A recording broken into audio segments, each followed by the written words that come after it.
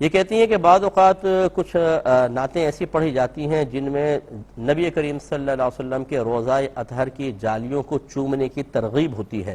تو کیا یہ اس طرح کی نعتیں پڑھنا صحیح ہے؟ دیکھیں، پہلے تو میں یہ مسئلہ واضح کر دوں کہ بچی نے کویسچن کیا کیوں ہے۔ مسئلہ یہ ہے کہ نبی کریم صلی اللہ علیہ وسلم کی بارگاہ میں جب کوئی حاضر ہوتا ہے تو وہی ادب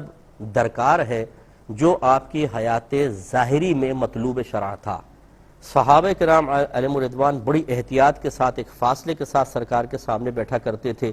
حرکت بھی نہیں کرتے تھے، انتہائی مؤدب، نگاہیں جھکی ہوئیں۔ صرف صدیق اکبر عمر فاروق رضی اللہ تعالی عنہما یہ چند اور صحابہ تھے کہ جو نگاہ اٹھا کے سرکار کے چہرے انور کی طرف دیکھنے کی ہمت رکھتے تھے، باقی صحابہ نگاہ بھی جھکا کر رکھتے تھے۔ اتنی زیادہ ایک رعب اور دبدبے کی کیفیت ہوا کرتی تھی۔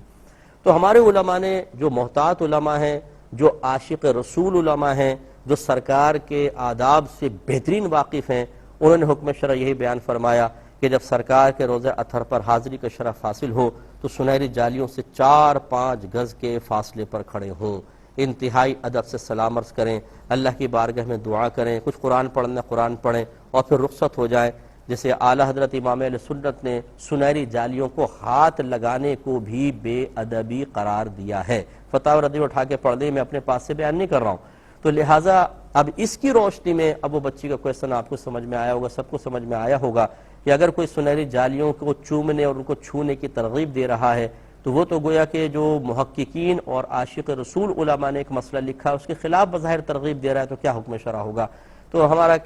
ہم یہی اسی کی تائید کریں گے کہ ایسے اشعار نہ پڑھے جائیں کہ جس میں لوگ سنہری جالیوں کے قریب جائیں، پکڑنے کی کوئی ترغیب ہو، چومنے کی ترغیب ہو، کیونکہ پھر وہاں پر آپ کو پتہ ہے کہ شرطے کھڑے ہوتے ہیں، آپ اگر اس قسم کی کوشش کرتے ہیں، وہ آپ کو روکنے کی کوشش کرتے ہیں، اس سے شور بلند ہوتا ہے اور کھچم تانی کی سی بعض وقت کیفیت بنتی ہے، اور بارگاہ رسالت میں اس قسم کے معاملات ہرگز صحیح نہیں ہیں۔ تو صحیح حاضری کا طریقہ یہ ہے کہ آپ ادب احترام سے آئیں، جالیوں سے 4-5 گز کے فاصلے پہ کھڑے ہوں، سرکار کی بارگاہ میں سلام عرض کریں، شیخین کریمین کی بارگاہ میں سلام عرض کریں، اس کے بعد درود پاک کی کثرت کریں، پھر اللہ کی بارگاہ میں اپنے لیے، اپنے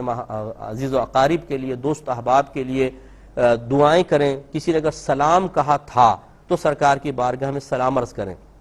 ضمناً یہ بھی کہہ دیتا ہوں کہ کسی نے سلام نہیں کہا لیکن وہ فون کر کے بتاتے ہیں تم نے تو نہیں کہا تھا لیکن میں نے تمہارا سلام پہنچا دیا سرکار کی بارگاہ میں۔ تو جب اس نے کہا ہی نہیں تو آپ نے پہنچا کیسے دیا؟ اگرچہ میں اس کو کوئی ناجائز حرام نہیں کہہ رہا ہوں، لیکن یہ مطلب عقلاً اور شرعاً ایک عجیب سی بات ہے کہ جب کسی نے سلام ہی نہیں کہا تو آپ نے کیسے پہنچا دیا؟ ہاں، جس نے کہا ہو اور آپ نے کہہ دیا تھا میں پہنچاؤں گا تو پھر اس وعدے کو پورا کرنا چاہیے، آپ پہنچائیں اور پھر انتہائی ادب احترام کے ساتھ باہر نکل جائیں۔ یہ ہے ادب بارگاہ رسالت کا، اس لیے پھر اس قسم کے اشعار عوام کے سامنے نہ پڑھے جائیں، وہ بیچارے پھر آگے بڑھ جاتے ہیں۔ آپ نے دیکھا ہوگا کعبۃ اللہ کا پردہ اوپر کر کے اس کو بالکل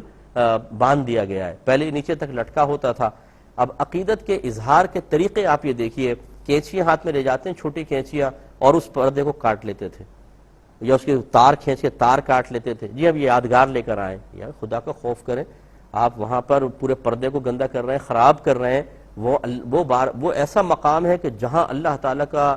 بارگاہ کا رعب اور دبدبہ قلب پہ طاری ہونا چاہیے، اپنے گناہوں کا انسان یاد کرے، اور آپ وہ پردے کاٹ رہے ہیں۔ اس لیے پھر اس کو اوپر کیا گیا کہ بھئی ان کے تو شر سے ایسی محفوظ ہوگا یہ پردہ۔ تو اگر یہ حکم شرع عام کر دیا جائے کہ جیسی چاہے آپ وہاں پر حرکت کریں اور ہر شخص اپنی عقیدت کے اظہار کو اپنے موڈ اور مزاج کے مطابق کرنے کی کوشش کرے، تو میں آپ سے صحیح عرض کرتا ہوں کہ وہ سنہری جالیاں اپنی جگہ ٹکی ہوئی نظر نہیں آئیں گی، اس کے بھی ٹکڑے توڑ توڑ کے لے آئیں گے کہ چلو جی برکت کے لیے اپنے گھر پہ رکھیں گے۔ اس لیے خلاصے کلام یہ ہے کہ ادب بہت زیادہ درکار ہے، اور اس ادب کو قائم کرنے کی ترغیب دینے والے وہ لوگ ہیں جن کے عشق رسول کے عین تک بھی آپ اور میں نہیں پہنچ سکتے۔ میں دعوے سے کہتا ہوں اتنے محقق علماء اور اتنے عاشق رسول علماء تھے جنہوں نے ادب بیان کیا ہے۔ اس لیے یہی ادب ہے، یہی عشق ہے، اور یہی سرکار کی بارگاہ کے ادب کا تقاضا ہے، اس کو ہمیشہ ملحوظ رکھا جائے۔